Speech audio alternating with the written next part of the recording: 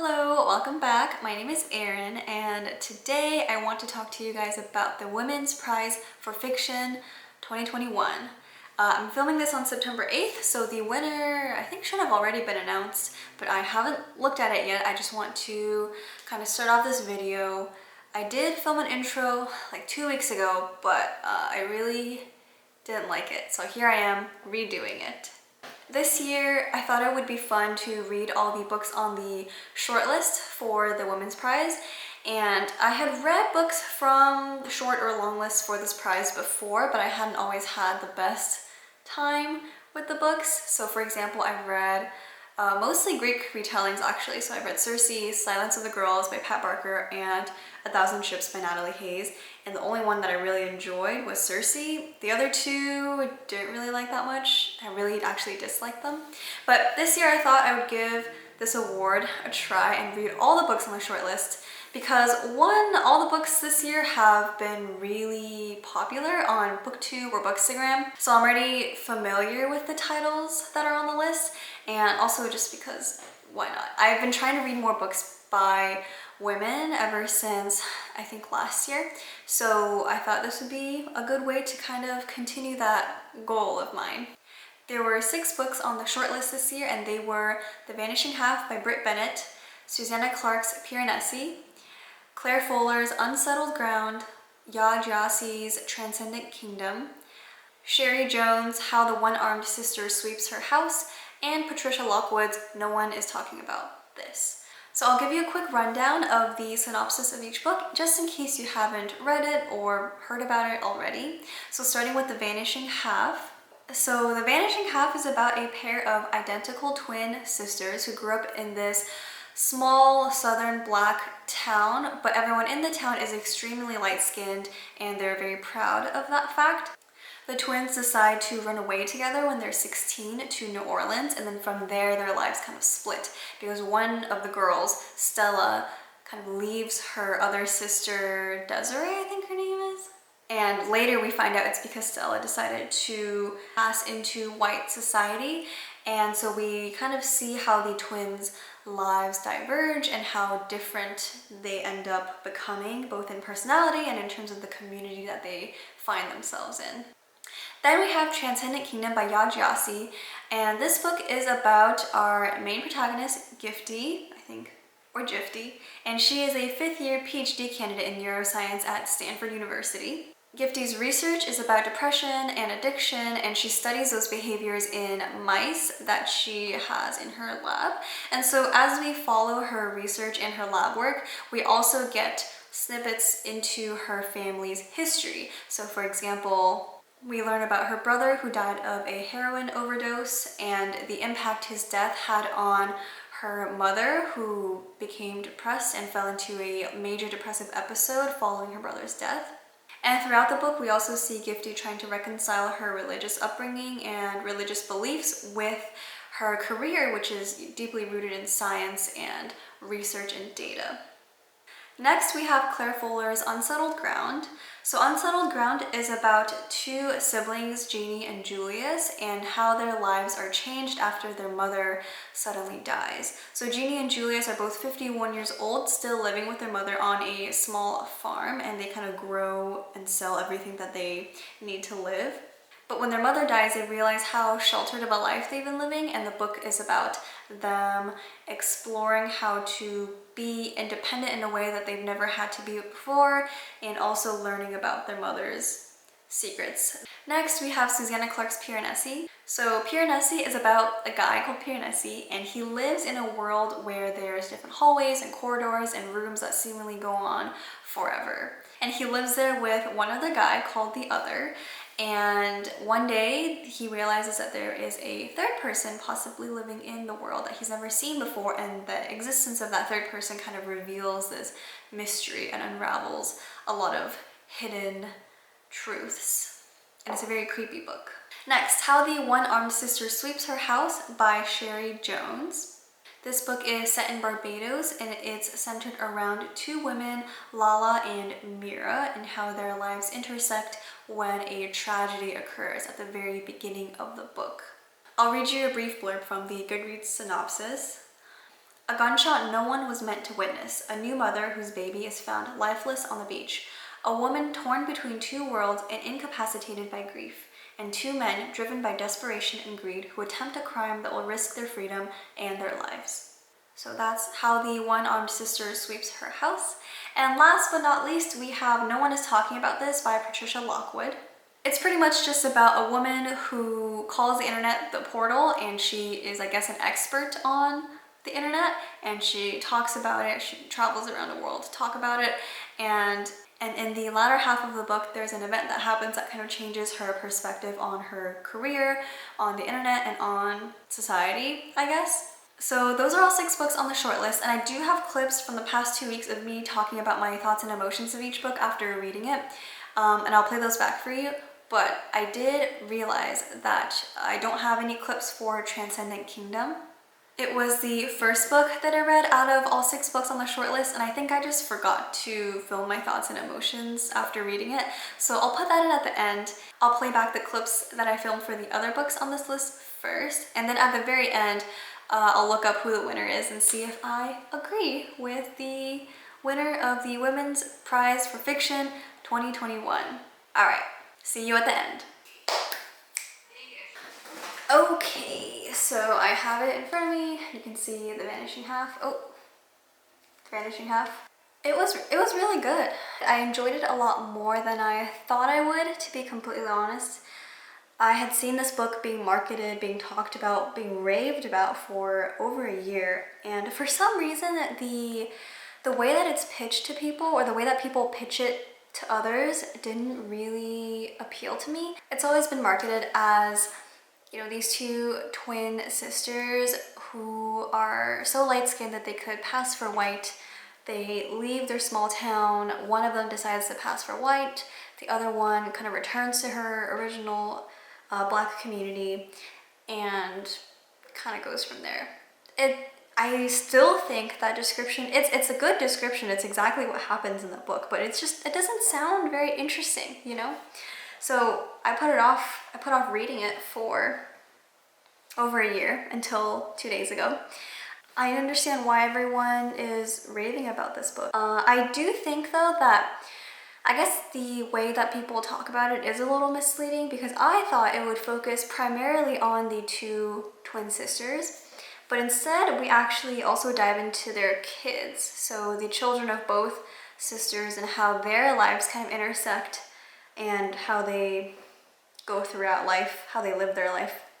So it is sort of a generational, not saga, it's not that long, it's not nearly that long, but it does talk about multiple generations. I really like books like that. Those family sagas are totally my thing. It's one of my favorite things to read about. And in this case, you know, it's no different. I really liked it. It worked for me. The characterization I thought was really good. I could tell the distinct difference in personality between the 2 sisters, which sometimes in books with siblings that are super close in age, it's kind of difficult to tell the difference between the 2, especially when we're in each person's perspective. But in this case, both sisters' perspectives are made super clear. And I think the daughters' personalities as well were very distinct from their mom's personalities. I thought the characterization of the 2 twin sisters especially was done super well. You can see how unique each sister's struggle is with motherhood, with self-identity, with fitting into their respective communities. And is this a spoiler? I don't know, mild spoiler? They do reunite towards the end of the book one time, and I thought it was so interesting to see how different they'd become. I think their identities as twins was their identity. So they grew up being really close to each other, attached at the hip, all sorts of twin cliches.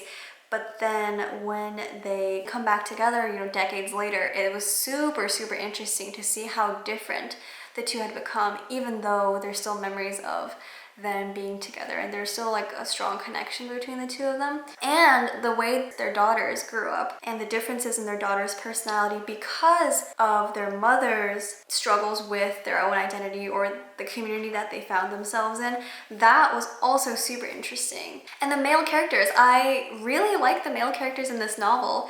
I loved Reese. If you read the book, Reese, I'm soft for him. I also found Blake to be really funny. I just thought he was a little silly, and I know that's kind of what he's meant to be. That's the role he's meant to play. He's supposed to just be this loving, doting husband that, you know, is so entrenched in his own upbringing and his own society and community that he's always known that he's not really aware of anything outside of him. I think they're both really lovable characters, and I like that they gave us the space to focus on our female characters. In terms of plot, does anything really happen? Not really. Like we already know the main focus of the book, which is the two sisters separate and somehow they come back together, right? So that's essentially the plot of the book. Who's gonna find who first, and how are they gonna find each other, and what are they gonna say when they see each other again? Yeah, so nothing crazy happens, there's no crazy action. I think it's just a very detailed character study on these 4 women. And I loved it. It was super well done. No critiques from me here. In conclusion, The Vanishing Half. Love this book. It was great. I rated it 4.5 out of 5 because it wasn't an absolute new all-time favorite of mine. That's what I give 5 stars to.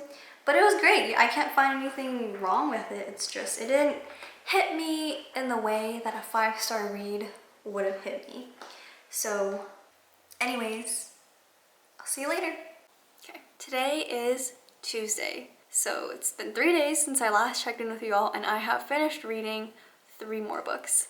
I would have updated you all sooner, but allergies were honestly kicking my ass, and I finally feel like I'm at a place where I'm not super congested and not sneezing every 3 minutes. So I'm not glued to my box of tissues anymore, which is great. So I can finally update you all on what I read. So my last update was on Friday, which is when I was talking about The Vanishing Half. And then on Saturday, I finished reading Piranesi, which was great. It was a 5-star read for me. I don't know why, but I thought Piranesi was about Greek mythology.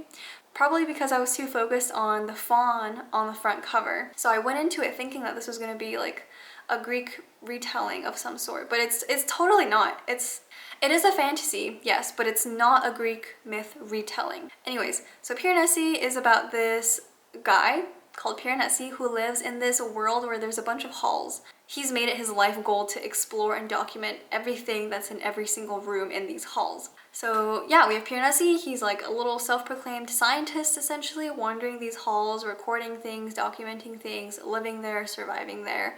And there's one other person who also lives in that world called the Other, and he only shows up, or he meets with Piranesi every Tuesday and Thursday, or it's like every Tuesday. I forget the exact timing. But so they meet, and the Other is doing also his own research, I guess you could say, and so Piranesi helps him in any way that he can. One day during one of their meetings, the Other tells Piranesi like, hey, there might be a third dude in these halls. So if you see him, don't talk to him, don't go near him. He has bad intentions towards you. He wants to cause you harm and all these things. And Piranesi is honestly, when he heard this, he was just excited at the prospect that there was another living person to speak to. But, you know, he trusts the Other, and so he tells him like, okay, I'm not gonna contact him or talk to him. So that's where things kind of start picking up and the mystery starts unraveling. I don't know if I'm selling the book at all, but I really, really enjoyed reading it. I love Piranesi as a character. I wrote on my Goodreads review, my very short Goodreads review, that Piranesi is a soft boy and must be protected at all costs, and that's honestly how I feel about him. You're following his perspective and you're hearing his thoughts throughout the entire book, and so you grow very close to him as a character, and to me he's a very endearing character. So I really liked being in his head and kind of seeing his quirks and how he lives out his life. This book honestly reminded me a little bit of Vita Nostra, which I also read earlier this month in August, because both books are very dark. The atmosphere is very dark, and there's this really unsettling mystery that looms over both protagonists' head. And as the mystery is revealed, both main characters, go through very transformative processes in their identity. So if you're into books like that, or if you've read Vita Nostra and you really enjoyed it, I think you would really also enjoy Piranesi. I also really like the pacing of the book. Even though it was a shorter novel, I didn't feel like it was too fast at any point, and I think Susanna Clarke did a really good job of giving you bits and pieces of unraveling the mystery along the way, enough so that your interest is kept high, but also not too much so that too much is given away too quickly. So pacing was handled really well, and I'm very happy with the book, and it's definitely a new favorite of mine, just because of how quickly and how unexpectedly the book turns from a fantasy, like wholesome kind of setup into something that's much darker. So I really liked it, really enjoyed it, and yes. So after reading Piranesi, I dove right into Unsettled Ground, and Unsettled Ground is very different from Piranesi. One, because it's grounded in reality. There's no fantasy, there's no magical realism whatsoever. It's about two older adult siblings, Jeannie and Julius. They are 51 years old, and they are living in the English countryside. And the book starts when their mother, Dot, unexpectedly passes away. And so the remainder of the book is about Jeannie and Julius kind of learning to deal with modern society. Modern in the sense that there's more advanced cell phones, having to pay rent, realizing that debt and owing people money is a thing that, you know, their mother just never told them about. And so them having to live with the pressure of debt is, I think, a very different reality than the one they were used to growing up, almost carefree, not really worrying about money that much because that was their mom's primary responsibility. So this book felt like a coming of age story to me, even though, you know, your typical coming of age books are about protagonists that are like in their teen years. In this case, we have two older adults coming of age in a sense, but you know, I went on Wikipedia and I looked up like all the characteristics of a coming of age novel. Unsettled Ground definitely had a lot of the key components. So we had the initial emotional loss, we had the two siblings realizing that their personal beliefs and upbringing clashed with society's values, and we see their struggle to assimilate and to grow into society. So I think all of that contributes to making this book feeling very Bildungsroman-y. My Goodreads review for this book is a little more coherent, which is why I'm going to be mostly reading off of it. I didn't really write one for Piranesi, which I always try to write some sort of review after I read a book, but the level of detail that I write it at depends on my mood after reading the book. So in this case, I had a lot to say. Unsettled Ground is a family-centric novel, and like many books about family, especially I think from the children's perspective, irregardless of the children's age. So in this case, obviously the children are Jeannie and Julius, but they're not really kid age anymore, but they're still the child, the children. But yeah, so these family novels centered around the children's perspective are usually about the kids coming to realize that their parents or their guardians or figure of authority, they're human and they have very human flaws. So I think Unsettled Ground is really no different, right? So Jeannie and Julius are realizing that their mom, Dot, had a lot of these secrets that aren't necessarily bad secrets. It's just secrets that she kept because she is also a very flawed human individual. And it turns out that in their case, their mother's secrets did end up affecting them more than they realized. So that's kind of what the book is about. I love the way that characters are written in this book. I think none of the characters that you meet are particularly likable. I don't think there's one character that I really empathize with 100% because they're all so flawed, and Claire Fuller does a great job portraying just how imperfect each individual in the town is, so not just our two main characters. Obviously the flaws of our two main characters are more pronounced than for the others, but you know, like even the two main townspeople that are helping Jeannie and Julius out, Bridget and what's her husband's name? Stu. They're both like very well-meaning people, but they're also slightly annoying because they're really gossipy and they don't have much of a backbone, so their help isn't always the best it could be. But that's a very human thing. That's a very human thing to do. I will say though, one of my main dislikes for this book is regarding a character, and it's for the main antagonist of the story. Like, I hated her. I think Claire Fuller did a great job writing her as an antagonist because she had zero redeeming qualities, which I understand, like it's not the best antagonist to have someone with zero redeeming qualities, but I think if Claire Fuller had decided to create sympathy around that character, I honestly don't think it would have worked as much because anyways, that's not relevant. I guess this is a minor spoiler, but she is like the main reason why Jeannie and Julius encounter a lot of the conflicts that they do throughout this book. And a lot of it stems from her being a crazy wife kind of trope, like crazy jealous wife trope, which I don't particularly enjoy reading about at this point.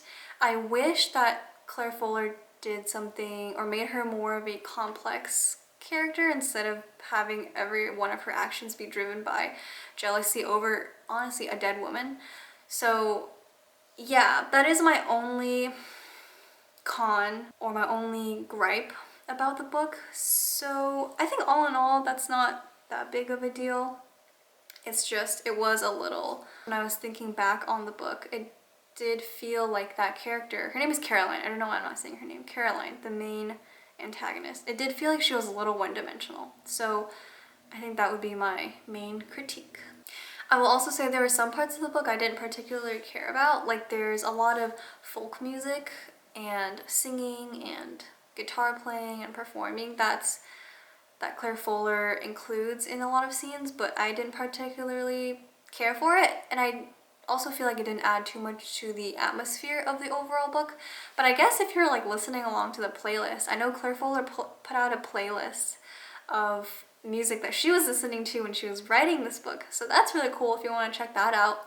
I guess if you're listening to that playlist as you read, it could really transport you to the setting that Claire Fuller is writing, but for me, I wasn't listening to that playlist when I was reading it, and I don't particularly care for music in books, so that didn't make too much of an impact on me. But it wasn't so much of like a con, it's just it didn't affect me at all. So overall, I gave this book a 4.5 out of 5, and my main critique was just about the antagonist, Caroline. But overall, I had a good time reading it, and I would read future books by Claire Fuller. I'd be open to that. And the last book that I read, just to catch you guys up fully to where I am now, I actually finished this just earlier this morning, but it is How the One-Armed Sister Sweeps Her House by Cherie Jones.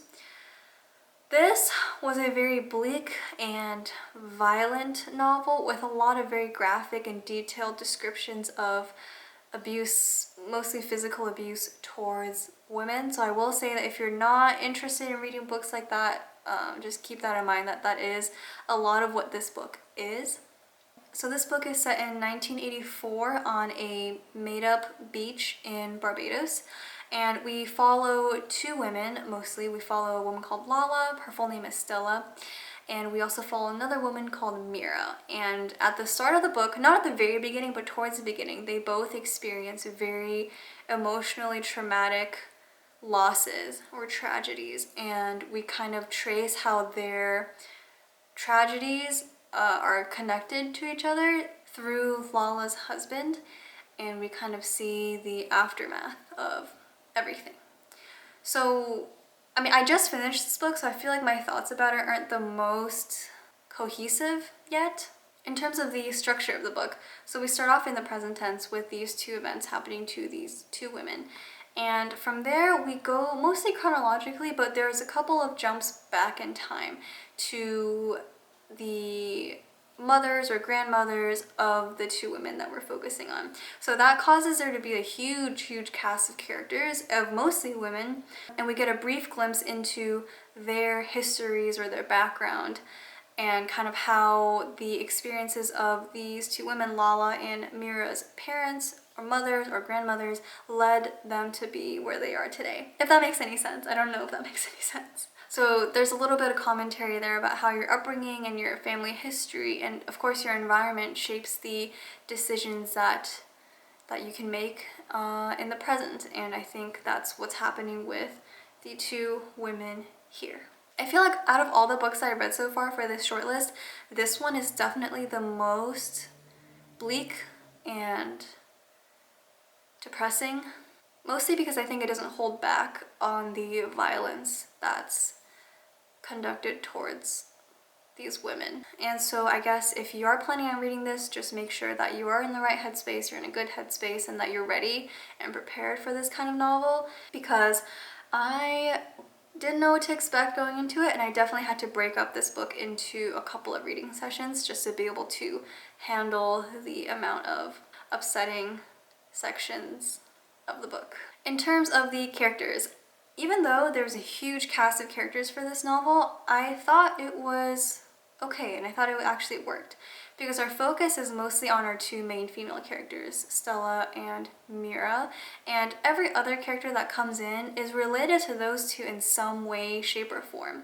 So even though we learn about, for example, Mira's mother's background, it still ties back in the end to Mira's present day circumstance. And even though we learn about Stella's grandmother's upbringing and or her perspectives on a lot of different issues, we still in the end come back to Stella and see how her grandmother's perspectives played a role in where she is today. So to me, it didn't matter that much that there were so many side characters introduced, because in the end, everything funnels back into our two main characters. So I guess if you're kind of put off or scared of a large list of characters in a relatively short novel, just know that it didn't bother me that much. I found it to be okay. In the end, I gave this book 4 out of 5 stars, and I think this is Cherie Jones' debut novel, and she is a Caribbean author, so I know I'll definitely be following her very closely just to see what she publishes in the future, because one, I need to read more books by Caribbean authors. I think that's something that my current reading is lacking a lot in. I think this might be my first book that's considered Caribbean literature published by a Caribbean author, so that's definitely a gap in my reading journey and something that I want to do more of. So if you know any Caribbean authors, or if you have any Caribbean literature recommendations, please let me know and I will add it to my list and read it as soon as possible. Alright, so I've caught you guys up. I have one more book to read for the shortlist, and it's No One Is Talking About This by Patricia Lockwood. That's the final book I have to read for the shortlist, and then I will be done. It's been a really good experience so far. None of these books have been complete misses for me so far, unlike in previous years. So I am actually looking forward to reading the last book, and hopefully it'll be just as good as everything else that I've read. I will check back in with you all when I'm done with it. It's Friday the 3rd, and I'm currently eating lunch and also reading No One Is Talking About This by Patricia Lockwood. I don't like it. This is not my type of book. I am 66 pages into it, roughly. Okay, so I'm about 34% into the book, and it just feels like I'm on the weird woke part of Twitter that I actively try to avoid. Maybe this is a byproduct of me being someone who is more resistant to forms of social media that can easily be very toxic. So for me, I have a Twitter account, but I only use it to follow, honestly, streamers that I like. And I don't have a TikTok. The only, I guess, social media platform that I use actively every single day of my life, I could say, is probably YouTube. And even then, I'm very conscious of the content that I do consume. So All that to say, this book feels very gratuitous to me. Like, it feels like it's pointing out intentionally all the negative parts and the weird, gross parts of the internet. Maybe this is what an alien from outer space would feel if they came and then, you know, we had to explain the internet to them, and then they went on it, they're like, oh gosh, it's this portal, and like everyone says the weirdest shit on here. But I don't know, I don't get it. I don't really like it that much. Let me see if I can find a quote for you. On the first page of chapter 1, so literally the first page of the book, there's this description. I'll read it to you soon. But the moment I read it, I just felt, I made a note to myself here that for some reason this line just feels very pretentious to me. And so here it is. Outside, the air hung swagged, and the clouds sat in piles of couch stuffing, and in the south of the sky there was a tender spot where a rainbow wanted to happen. I don't know, when I read that, I just felt like something was off. Like, it felt a little unnecessary, this description. And I will say a lot of the descriptions, at least I'm still in part 1. I hear part 2 is very different, but in part 1, a lot of the descriptions are just there to be absurd and to be like quirky and random and like, oh, this is how the internet is. And I get it, that is a lot of the internet. I guess if you put the internet into like a bag and you picked out sentences or things that people have said as marbles, like, you probably get a lot of weird shit. So I get it, you know, it's a very meta look at the internet and social media, but I don't know, it just feels very unnecessary to me. And maybe a very naive part of me wants to be like, well, okay, not all the internet is like this, you know, there's like productive parts of the internet too. And maybe that's not the intent and purpose of this book, which is fine. I get it, but at the same time I don't get it. So yeah, that's my update. Okay, actually, one more thought. There's one part so far that I thought was kind of funny, that I maybe I understood it. I feel like such an old person, like disconnected from young people or something, but I get the humor here. So the sentence is, shoot it in my veins, we said, whenever the headline was too perfect, the juxtaposition too good to be true. Shoot it in my veins, we said, when the Flat Earth Society announced it had members all over the globe. That got a little smile out of me, I will say. So that makes me feel like maybe I just don't understand internet humor enough to find the rest of this book very funny. Anyways, that's all I have to say for now. Those are just my thoughts about 35% through the book. So I'll check back later. All right, I've finished Patricia Lockwood's No One Is Talking About This, and I'm here to talk about my final thoughts for the book. So my last check-in, I was halfway through part 1, and I think I was talking about how abstract and too meta the book was, and my thoughts haven't changed that much after reading the whole book. I do feel like part 2 is infinitely better than part 1. And I'll try to not give too many details because I don't really know what constitutes as a spoiler or not for this book. But in part 2, our main protagonist kind of experiences an emotional event that causes her to see the world and the internet differently than she did before. And this event leads our main protagonist to realizing that, you know, life doesn't need to be very complicated to be meaningful. Actually, the most simple things in life are actually the most meaningful ones.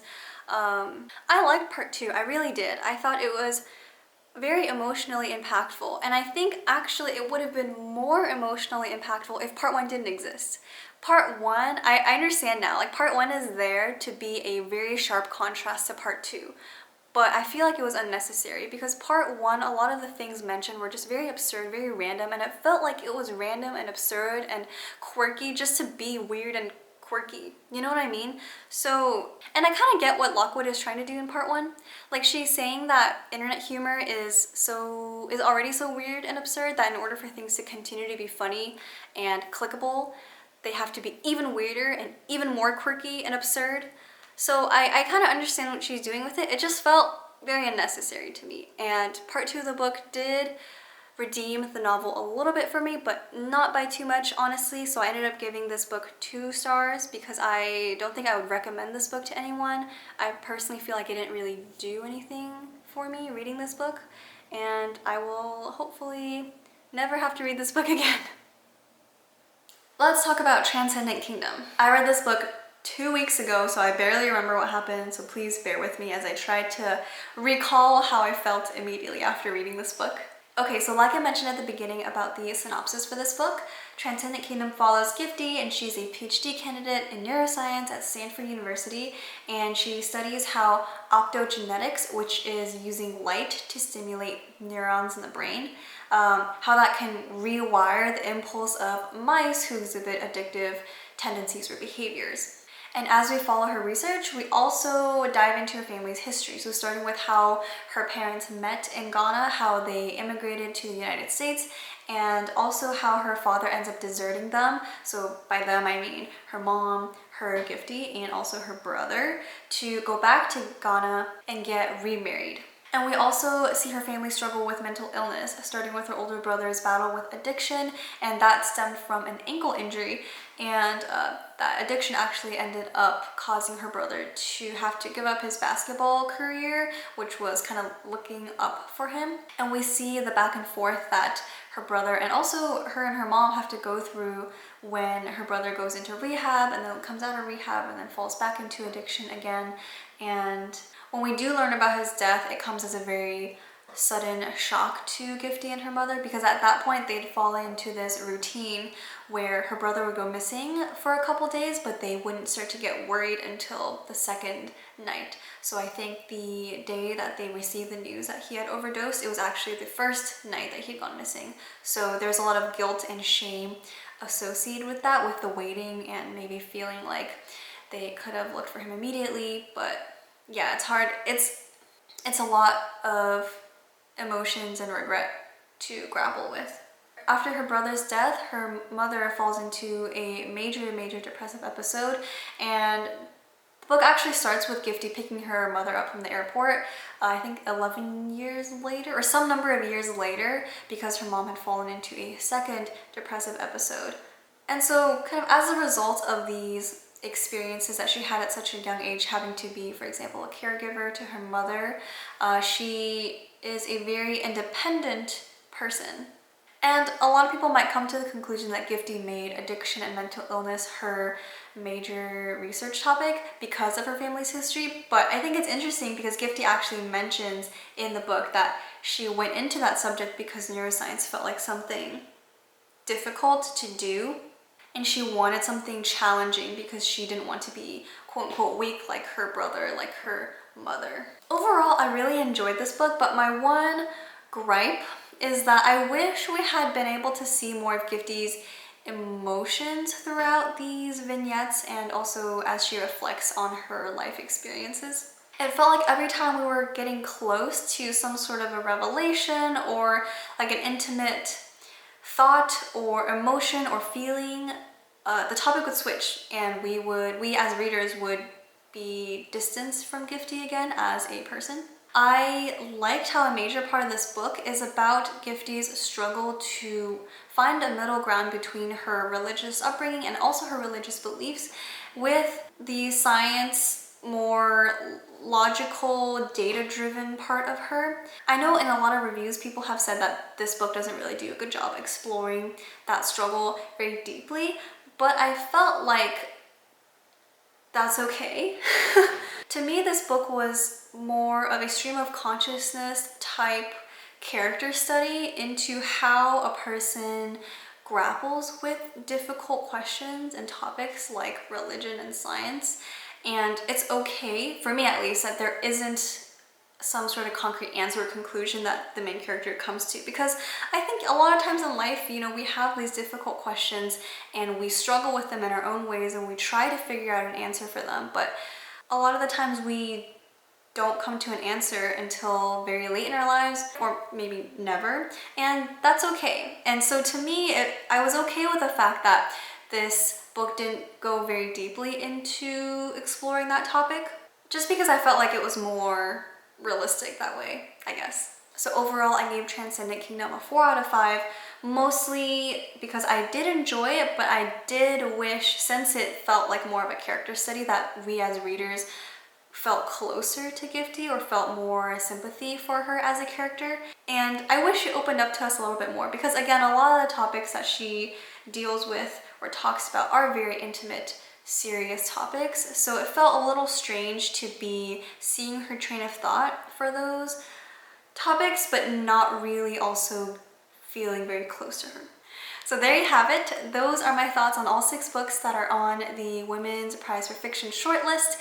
And if I had to pick a winner, my personal favorite out of all of the books I read was Piranesi. I gave it 5 stars. It's the only book that I gave 5 stars to, and it is now an all-time favorite of mine. So let me check the winner actually. Who won? And I just checked the winner of the prize, and Piranesi did win, which I'm really happy about. And this was a great experience. I had a lot of fun. And I'm happy, of course, that the book that I liked the most was the winner for this. Congratulations to Susanna Clarke.